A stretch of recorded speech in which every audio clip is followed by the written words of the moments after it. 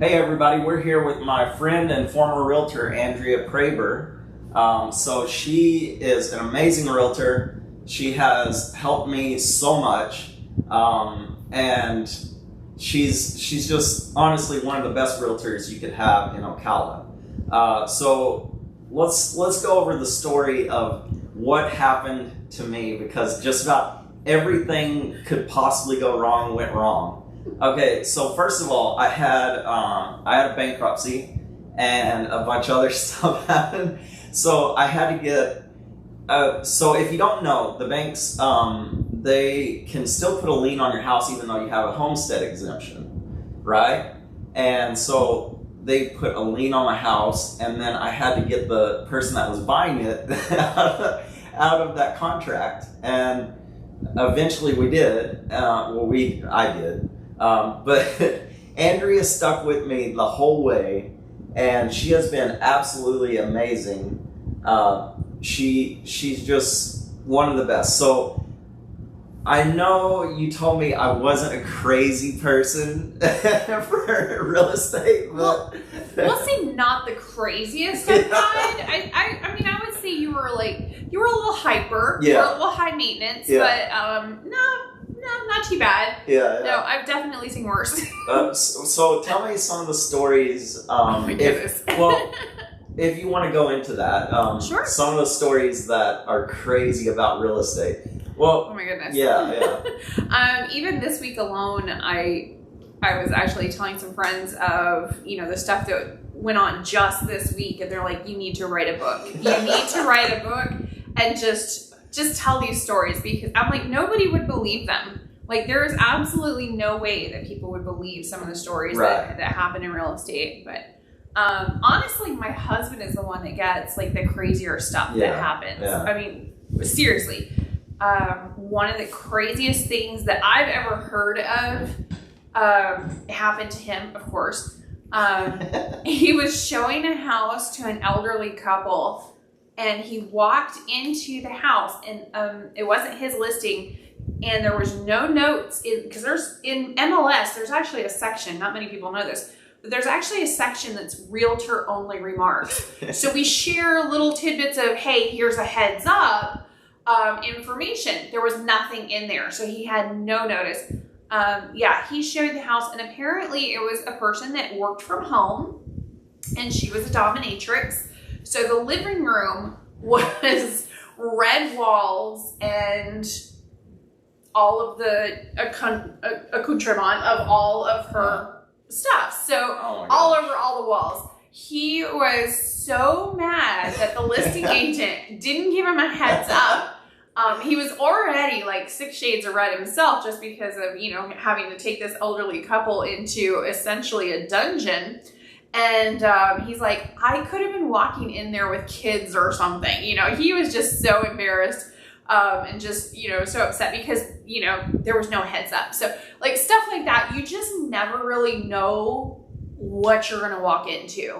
And it's always him. Like, it's always him. Yeah, so you have to walk into people's personal spaces, and you never know what kind of weird stuff they're into. No. The one I hate the most is when we go to do a showing on a house, and the owner of the house doesn't live there. They're renting it out, and they haven't told the tenants. Oh my gosh. So you show up to do your showing, and the people that live there are like, this house isn't for sale. I cannot tell you how many times that has happened. Gosh. It's ridiculous. So that's the one that's like, oh, this is so awkward. Yeah. And then you've got the buyer going, but I'm here. Let's go look at the living room. And I'm going, oh my.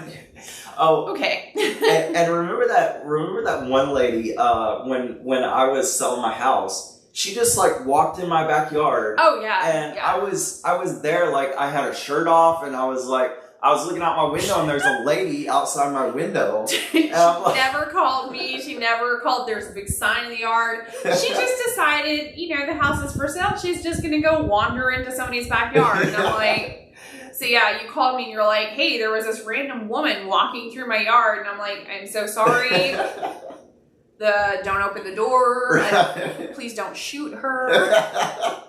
Yeah, and that's another thing is that she was probably from another state, and she doesn't realize this is like a stand your ground state, you know? Yeah. So you could get shot doing something. Yeah. Florida is not the one where you want to randomly trespass in people's houses. That's not a good plan.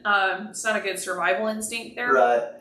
Now, how did you get into real estate? Like, did you know you wanted to be a real estate agent since you were like a little kid, or no? Okay. No. Okay. No, not at all. I went through a few different jobs. Yeah. I think I've probably been everything under the sun. But I actually was a salesperson, and it was with cell phones and stuff. And, I actually worked my way up through the companies and stuff, and I really loved it. I love the technology. I love working with the customers, and I absolutely loved it. But my grandmother, she was actually just one of my favorite people ever. She had a real estate broker's license, and she'd been a realtor for many years. And she kept telling me, no, you don't understand, Andrea, you have to get your real estate license. Yeah. And I'm like, I don't know anything about real estate. I can take a cell phone apart and fix it in a matter of seconds. I don't know anything about houses. They have a door that got windows, right? Like, I don't know anything about houses. So she kept saying, no, you don't understand. You're going to love it. You'd be great at it. You're going to love it. And I'm like, no, those are those high-class, fancy people that drive around in nice cars and high heels. That's not me. Yeah. And she's like, no, trust me. Just shut up and do what I say. And I didn't listen for a few years. But then the cell phone industry changed. Yeah. I saw my favorite company, Nextel, got purchased by Sprint, and it was like the beginning of the end. I knew that was pretty much everything was going to change after that. A lot of the companies started merging, and it was very, very quick. And so a few other things happened, and I left that industry and decided to go ahead and listen to Grandma and get my real estate license. And so she was around for several years while I was a realtor. She passed away a few months before I opened my own brokerage. Oh my God. So she never got to see that, but Grandpa assures me she would be really proud, and she'd love the space I've created. So. I bet she is. She's really proud, I'm sure. Yeah. Now, let's see. So what age were you when you got started in real estate? 26, 27. Oh, wow. Yeah. So that's pretty young. Yeah. So what are some tips that you've gathered through the years that you think would apply to people getting in real estate now? Ooh, that's a good question. Tips. I would say still the technology. Yeah. I think that's basically where it's going. My husband and I have an ongoing debate right now because I love YouTube, and I've worked with YouTube. That's how we met, actually. Right. So I have a YouTube channel. We get about 20,000 views a month on average. So it's a pretty good YouTube channel. And we've gotten a lot of customers, and we've gotten a lot of connections and stuff through that. But I've recently been switching over to TikTok and Instagram, which I'm Gen X, so that's not really my place in the world, but I'm doing it anyway. And I'm having a lot of fun with it. Trying to figure out short form videos versus long form is very different. Yeah. But I'm having some success with it. I've gotten, one of my videos got 2.7 million views. Another one got 1.2 last time I checked. Oh my gosh. So yeah. Wow. So I'm figuring out TikTok. You're gonna be a real estate star. Yeah. Maybe. Yeah. But we haven't actually got any customers from that. Mind you, I've only been doing it a couple months. So, but I'm like, I see where the industry is going, and I see you can't just, it changes. You can't just go with what's working. You have to look ahead and see what's going to happen and then get ahead of it. So for right now, I'm one of the few realtors in Ocala that's on YouTube. I think I'm one of maybe 2 on TikTok in Ocala. There's very, very few. But that's not always going to be the case. Yeah. You know, what's going to happen 5 years from now? Now, the reason I chose you when I got into selling my house is because, first of all, I knew a little bit, I knew more than most about real estate before I started looking for a realtor because I'd sold a house in Oklahoma. But the reason I chose Andrea is because if you here's the way you choose a realtor on YouTube or wherever. You gather the information about your local market there, and then you go to YouTube and type in like real estate agent Ocala, and then you listen to them and you find out who has the most knowledge, that based on your knowledge that you've researched, who has the most knowledge, who's the most is able to articulate that knowledge. And that's the reason I chose Andrea. But also the YouTube and TikToks and all that kind of stuff. The thing about TikTok is, which this is interesting, is most people on there are from the 18 to 35 year range. So those are the people who are going to be purchasing their first home, and that's really smart, So what do you think, when do you think is a good age to buy a house? Immediately, at 18. Yeah. Because the sooner you purchase a home, the sooner you can start building your equity. Mm-hmm. To a lot of these are kids. I mean, honestly, 18 years old. I've got a son that's 20, and so they're kids really. But if they've already got a job and they already qualify to rent somewhere, they probably qualify to purchase. And there's so many programs where you actually come out better. If you go to rent something, you're going to have to provide, especially if you don't have that much credit established yet, you're going to have to do security deposit. You're going to have to do first month's rent. You're going to do last month's rent. You're going to basically sign your life away on an application and lease and everything. Then you don't even get to choose the color of paint in your apartment, and you get what you get. If the landlord doesn't fix something, you're just kind of stuck. There's stipulations on animals and pets and stuff like that. There's just a lot of stuff with renting. But if you purchase a home, even just a small starter home, if you get new construction, for example, that's a really good one for, new home buyers. Then you're going to have a warranty from the builder for the first year anyway. The roof, all of these major expenses aren't going to come around for another 10 years. Right. By then you're going to be 28. Yeah. It's crazy. The people that purchase a home and then they have 10 years of equity in their home are so much better off than somebody that goes ahead and rents that entire time, and then they hit 28 and they're like, hey, maybe I should buy a house. Mm-hmm. Which one's further ahead? Yeah. Now, I'll tell you something that was, so I've bought and sold 2 homes, fixed them up, that kind of stuff. Mm-hmm. I'm going to give a little bit of personal information for these young people. Okay, so the first house I bought, I think I bought when I was 20. I don't remember when I bought it, but I stayed in it for 7 or 8 years. Now, granted, it was in Oklahoma, so the market is very different there. But I stayed in it 7 or 8 years, and I made about $25,000 on it. Mm-hmm. But this last house, I stayed in it 3 years, and after everything, I made $76,000. Mm-hmm. So if you're buying in Florida and you stay in it for 3 years, you're going to make a lot of money. That's the most money I've ever made in my life, right.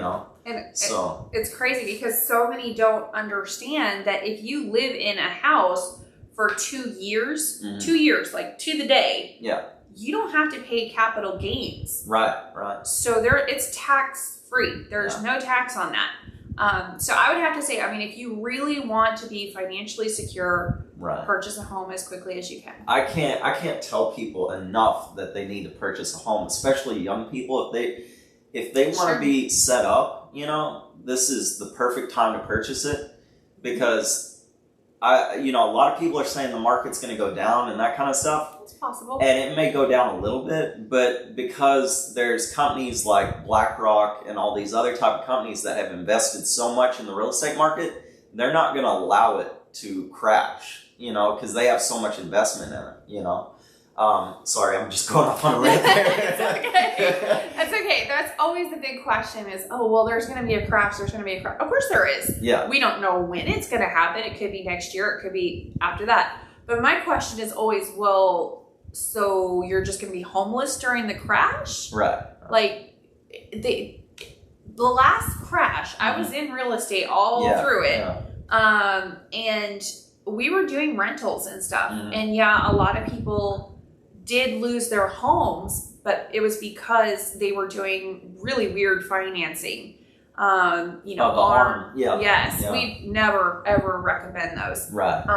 You know, we want to do fixed rate. We want to make sure that you are able to buy a home. If you're not in a good financial position to buy a home, I'll tell you straight out. You are not ready. You need to work on this, that, or the other. But anyway, but those that purchase the home, even at the higher end of the market beforehand, they lived in those houses all during the crash. They had housing. If they were able to do, you know, a fixed rate and they just, you know, let it ride, those people during the crash that held onto their homes at this point are now selling their houses above what they bought it for before. Yeah. So it wasn't wasted money. It wasn't like, you know, there was a crash and oh my goodness, you've lost your house or whatever. Yeah. No, there was a lot of people that didn't have the crazy financing terms and stuff that kept and maintained their home and then sold their home afterwards. Yeah. So if it does go down a little bit, you just hold on. It's just like a stock. Mortgage. It's just like stocks or something like that. You know, it Right. goes down, you hold on. Yeah, that's actually when you buy. Right, exactly. Yeah. Now, let's see. What, okay, here's another question I have for you. Okay. So, for these young people, okay, the differences between FHA, VA, and all the different loan types, which do you recommend for a young person who hasn't been in the military, you know, that type of stuff? Even if you've been in the military, I still highly, highly recommend USDA. USDA is not available in all areas. It is for rural areas only, but majority of Marion County still qualifies for USDA. It is zero money down. There is no money required, and it's not some kind. Yeah, I know, right? Yeah. So, and it's normally a much better loan. It even at times is a better loan than VA. Okay. I really wish, because a VA loan is supposed to be a benefit to our veterans. Yeah. But it's honestly not that great. Okay. So Okay. Yeah. there are definitely some things that I'm like, if it's actually a benefit, then it should be a little more beneficial, but I'll get off of that. So, but USDA is a great program. No money down. You can also work with like first-time homebuyer type situations so that you can actually get your closing costs paid for.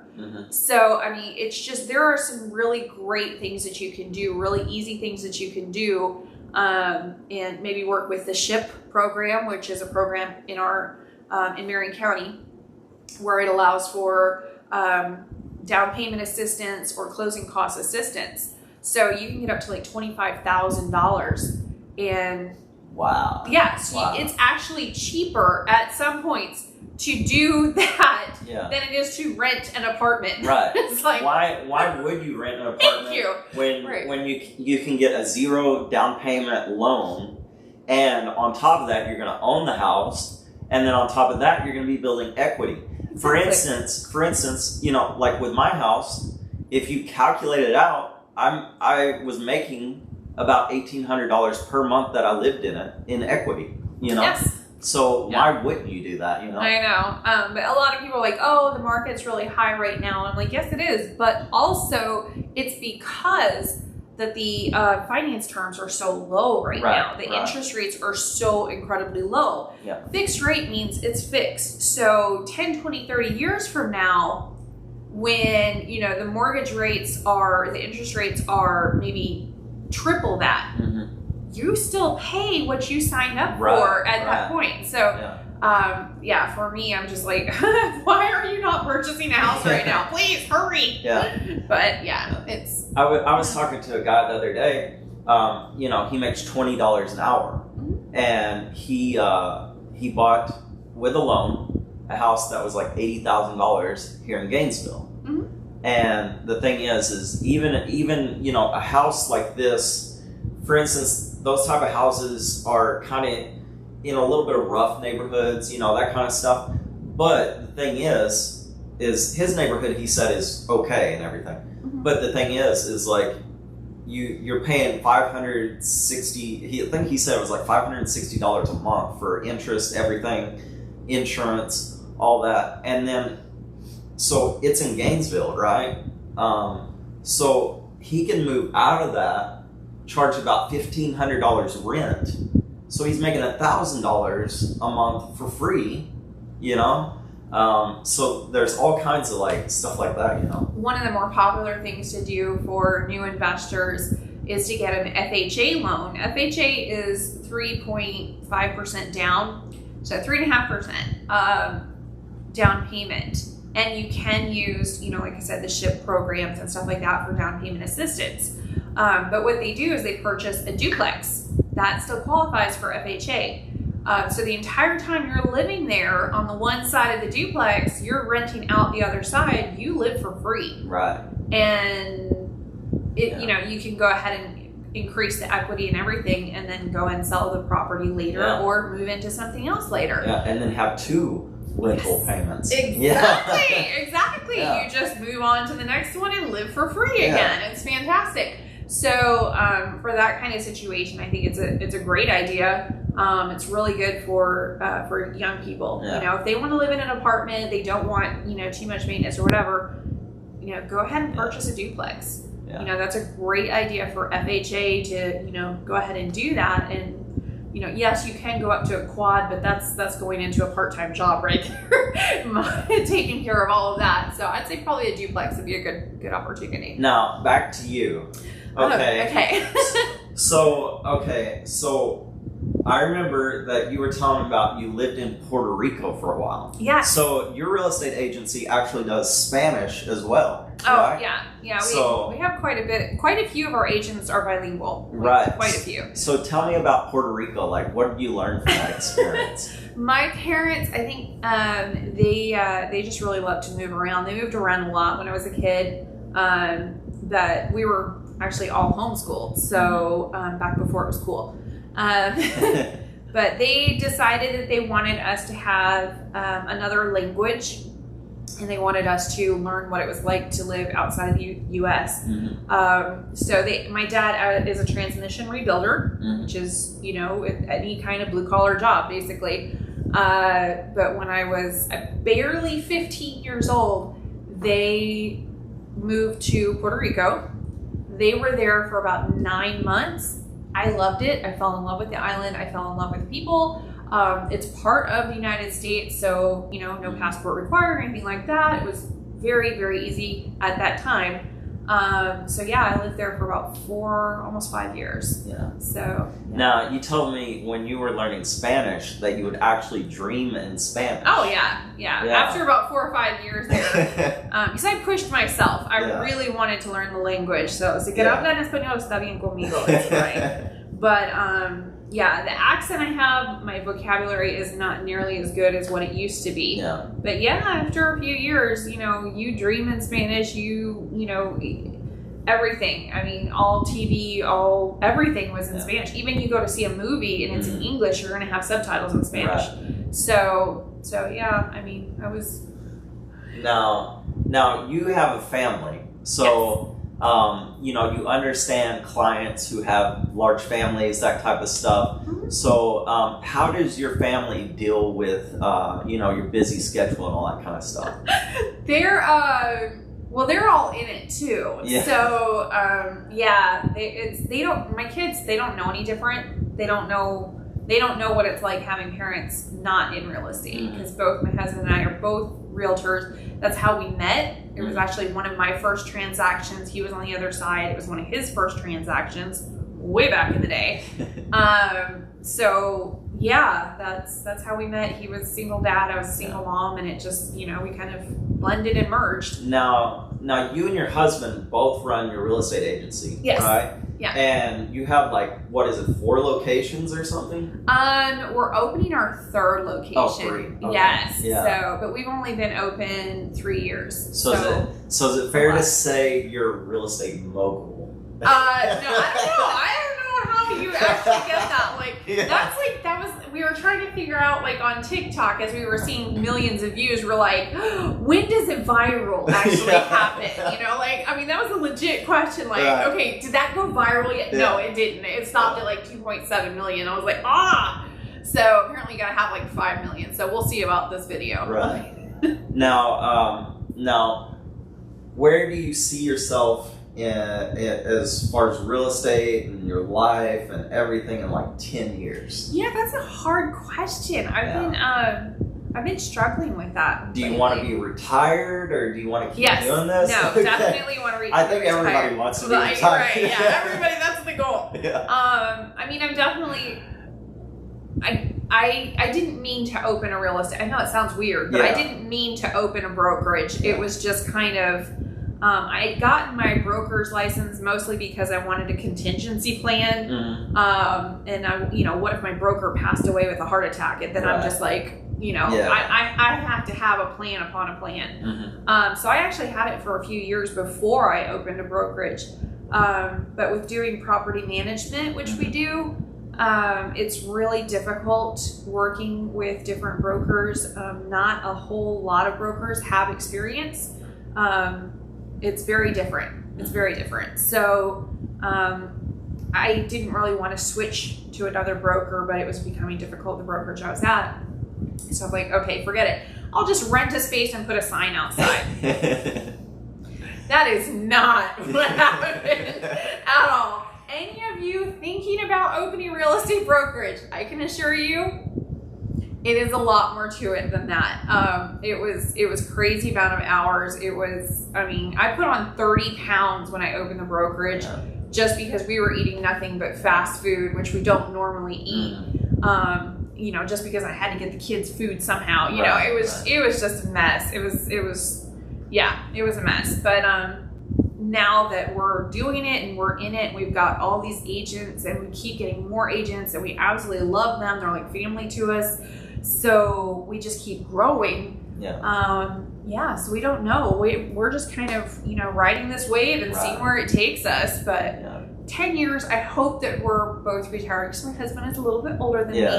So, I would like to retire and be with him just because, I want him to be able to retire and enjoy it. So now I know your real estate business is going to do great because just the way that you were loyal to me as I was going through some stuff, a little bit.